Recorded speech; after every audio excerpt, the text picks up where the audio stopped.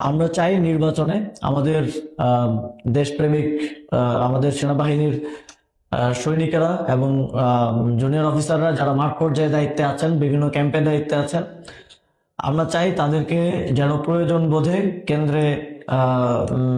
কেন্দ্রের অ্যাক্সেস দেয়া হয়। কেন্দ্রে যে কোনো ধরনের পরিস্থিতি তৈরি হলে, কেউ ভোট কারচুপি করলে, কেউ সেখানে ভোট ইঞ্জিনিয়ারিং করলে, অথবা আমরা দেখি যে কেন্দ্র দখল করা হয়, সেক্ষেত্রে যেন সেনাবাহিনী যথাযথ ব্যবস্থা গ্রহণ করতে পারে। কিন্তু আমরা দেখেছি যে সেনাবাহিনীর, এখন আপনারা সবাই জানেন যে সেনাবাহিনীর ম্যাজিস্ট্রেসি পাওয়ার আছে।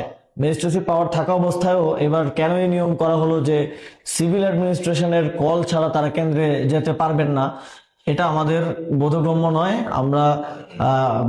আমরা এর মাধ্যমে বুঝতে পারি যে সেনাবাহিনীকে, আমরা এর আগে দেখেছি আগের নির্বাচনগুলোতেও সেনাবাহিনী ছিল, কিন্তু তারা কেন্দ্রের বাইরে দাঁড়িয়ে থাকতো। এবারও ঠিক একইভাবে তাদেরকে কেন্দ্রের বাইরে দাঁড় করিয়ে রেখে ভিতরে পুলিশ এবং লোকাল অ্যাডমিনিস্ট্রেশনের মাধ্যমে, লোকাল নেতৃবৃন্দের, বিভিন্ন দলের নেতৃবৃন্দের মাধ্যমে একটা ভোট রিগিং করার একটা চেষ্টা বলে আমরা মনে করি।